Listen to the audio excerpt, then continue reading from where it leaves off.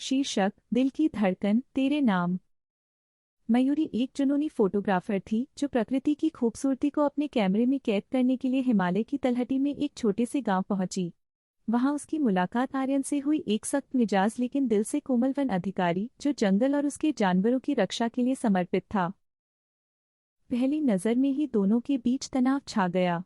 मयूरी को लगा कि आर्यन उसके काम में बाधा डाल रहा है और आर्यन को लगा कि यह शहरी लड़की प्रकृति के नियमों को नहीं समझती। एक दिन मयूरी अकेले ही एक दुर्लभ हिम तेंदुए की तस्वीर लेने जंगल के अंदर निकल पड़ी।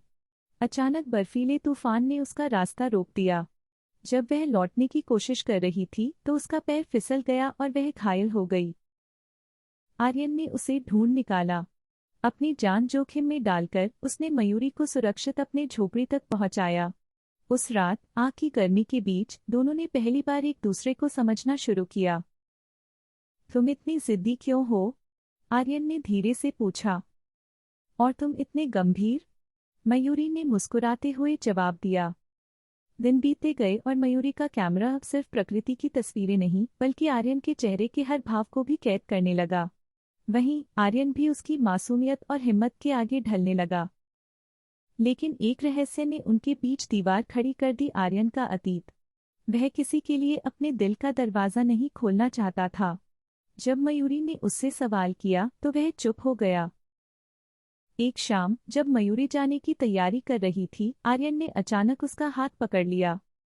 मैं तुम्हारे बिना अधूरा हूँ, उसने कहा, आंखों में भावनाओं का सैलाब लिए। मैं डरता था कि तुम भी मुझे छोड़ दोगी, जैसे औरों ने छोड़ा। मयूरी ने उसकी आंखों में देखा और मुस्कुराई। प्यार में डरने की नहीं, डर को प्यार से जीतने की जरूरत होती है। और फिर हिमालय की बर्फीली चोटियों के नीचे दो दिलों ने एक धड़कन में गूंजते हुए वादा किया, अब वे कभी अलग नहीं होंगे।